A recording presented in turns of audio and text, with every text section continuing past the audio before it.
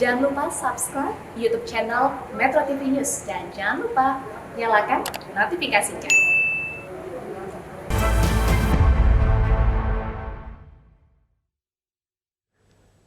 Pemirsa, kasus COVID-19 di Indonesia terus bertambah setiap harinya. Mengawali awal tahun 2021, lonjakan kasus justru seolah kian tidak terkendali. Hingga kini kasus positif nyaris mencapai 1 juta kasus. Padahal pemerintah masih menerapkan pemberlakuan pembatasan kegiatan masyarakat atau PPKM. Apakah Indonesia tengah menghadapi puncak penularan kasus? Dan langkah apa yang harus dilakukan pemerintah? Kami akan membahasnya bersama Dewan Pakar Ikatan Ahli Kesehatan Masyarakat Indonesia, Hermawan Saputra. Selamat malam Pak Hermawan. Selamat malam Mas Ades, selamat malam pemirsa Metro TV, sehat selalu. Baik Pak Hermawan, bagaimana Anda melihat angka penularan COVID-19 saat ini yang nyaris mencapai 1 juta kasus, Pak Hermawan? Angka yang ada dari dashboard data rutin yang disampaikan oleh Satuan Tugas Penanganan COVID-19 ini sebenarnya predictable. Sejak awal kita sudah memprediksikan, bahkan sebenarnya prediksi kami itu di akhir Desember itu udah tembus 1 juta kasus. Nah rupanya ini di Januari baru kita kelihatannya mencapai 1 juta kasus. Tentu kenaikan ini walaupun predictable, ini bukan hal yang kita harapkan. Ini bukan sesuatu yang kita inginkan, tetapi inilah konsekuensi logis dari semua aktivitas kita secara terbuka, baik dalam periode-periode di bulan Desember maupun periode di awal Januari ini. Nah, oleh karena itu upaya-upaya tidak lagi biasa, kapasitas rumah sakit sudah overload, bahkan stagnan, kemudian nakes tenaga kesehatan sudah jenuh, fasilitas juga tidak mampu mengikuti kecepatan virulensi kasus, maka itu kedisiplinan menjadi andalan, tetapi rupanya kedisiplinan dan kekompakan masyarakat berbeda juga seiring dengan perbedaan latar belakang pendidikan, tingkat ekonomi, dan lain-lain yang pada akhirnya menuntut orang harus keluar dan berkerumun di jalanan, ada di keramaian, dan transmisi semakin masif. Jadi inilah yang menjadi kenyataan kita. Yang ke depan ini Mas Ade hanya ada 3 opsi di dalam pemutusan mata rantai COVID. Opsi pertama adalah pemberlakuan kebijakan secara menyeluruh tingkat nasional, PSBB secara nasional dengan semua konsekuensinya, tetapi tentu saja penderitaan kita ketika kita melakukan ini secara nasional, memang ada keterpurukan ekonomi, tetapi akan lebih terukur bila kita tidak melakukannya, karena hingga saat ini kita terkatung-katung. Ingin kita menyeimbangkan antara ekonomi kesehatan, tetapi juga tidak mungkin kita memenangkan dua-duanya.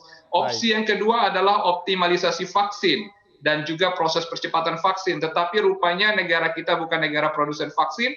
Kita menginginkan adanya percepatan, tetapi ketersediaan harus dalam proses, dan jangka menengah baru ini dimungkinkan. Yang ketiga yang menjadi opsi, dan ini yang paling memungkinkan, adalah optimalisasi hulu pelayanan kesehatan masyarakat.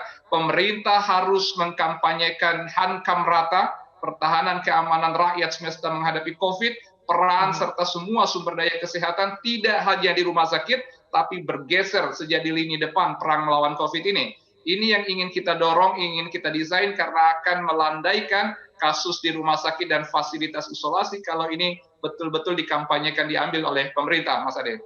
Baik, artinya opsi yang ketiga atau alternatif yang ketiga yang paling mungkin dilakukan begitu ya. Tapi kalau kita bicara soal angka 1 juta, Pak Hermawan, apakah bisa dibilang saat ini Indonesia tengah berada di puncak penularan COVID-19 atau bagaimana?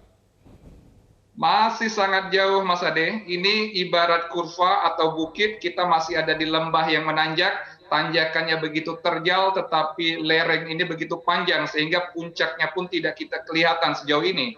Jadi kalau kita masih biasa saja seperti ini perilaku sebagai individu dan komunitas, masih seperti ini aja kebijakan yang diambil antara rem dan gas, tidak tuntas, maka kita sejauh ini tidak akan keluar dari pandemi COVID dan hanya menunggu kejadian-kejadian tiap hari pengumuman kasus, kesakitan maupun kematian. Kita tidak menginginkannya. Oleh karena ini kita menghimbau peran serta semua pihak. Sekarang ini tidak bisa main-main lagi. Kita harus menyelesaikan hulu persoalan, yaitu di masyarakat itu sendiri. Mas Ade.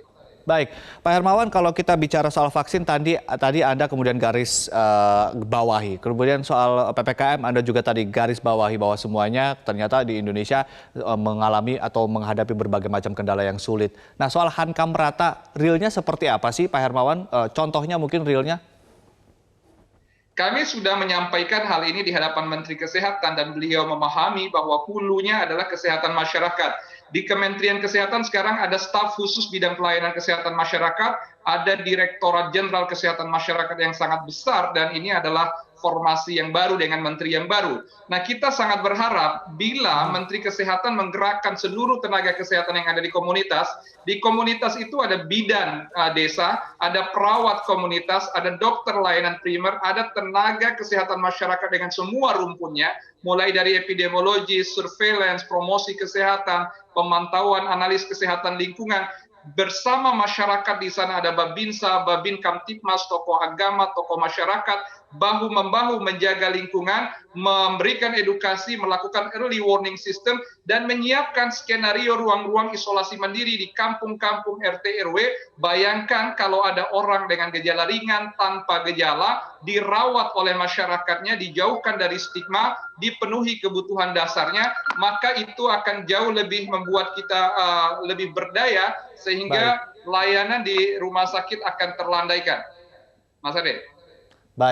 Baik, terima kasih Pak Hermawan Saputra yang telah memberikan beberapa rekomendasi yang menarik tadi hankam merata tersebut yang kemudian bisa dilakukan di bagian hulu. Terima kasih Pak Hermawan Saputra telah berbagi bersama kami di Prime Time. Terima kasih, sehat selalu.